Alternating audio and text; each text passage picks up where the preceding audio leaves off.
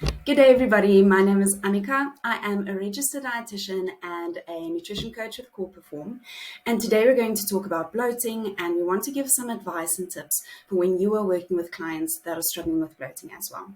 Now, firstly, bloating is normal, and I think we need to normalize it between our clients. A lot of people struggle with it, and they feel very self-aware, but it's normal and literally everybody gets it. But where it's important for us to come in is to distinguish between what is normal and what is abnormal. Okay, so firstly, normal bloat, there's two categories. Firstly, gas bloat, which I'll go into more detail now, and then there's liquid bloat. Now, liquid bloat usually surrounding your cycle area of when you are menstruating, and that's also normal. So when a patient is experiencing bloating surrounding her menstruation phase of her cycle, that's also fine. All right, then gas bloat is usually caused by constipation or certain foods or swallowing air. Now, constipation, obviously, the stool stays in the colon for longer, and for that reason, there is more time to ferment. So the fermentation leads to gas, and for that reason, the faster we can get that stool out, the less gas there will be, and most likely the less bloating.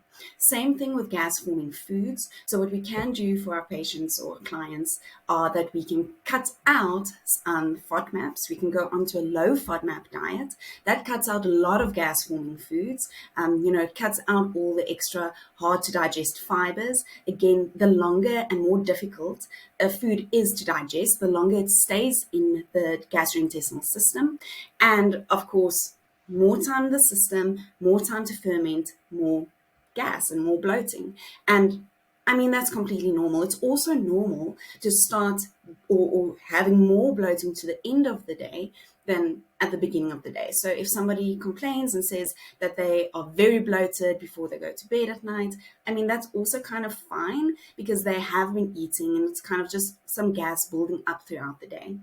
All right, so then when we cut out FODMAPs, if we do a low FODMAP diet, because we are cutting out a lot of fiber, I would recommend that we maybe supplement something like psyllium husk, just because that is a type of fiber that also pulls water in and it keeps that stool nice and soft. It helps that stool to move through a little bit faster, and then at least we know that our clients are still getting their fibers.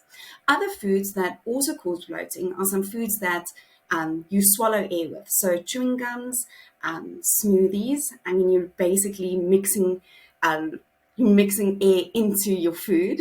So you will be bloated after drinking a smoothie. Salads. What else?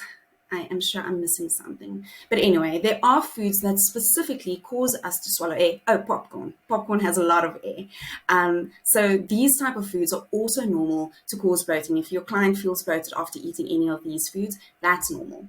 Now, what is abnormal bloating? So the questions that I usually ask is, when do you get bloated? If they say they get bloated after a meal, I mean, that's fine. The food needs to go somewhere. It's normal to have a little bit of distension. Is it painful? Do you feel nauseous? How long does it last? And how regularly does this happen?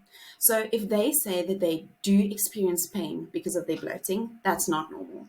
If they have nausea with their bloating or after eating something, that is not normal. If this happens regularly, if they experience the pain and the nausea regularly and it lasts for longer than a couple of minutes or an hour or so, if it lasts the entire day, that is not normal, and then we would need to go into a little bit more.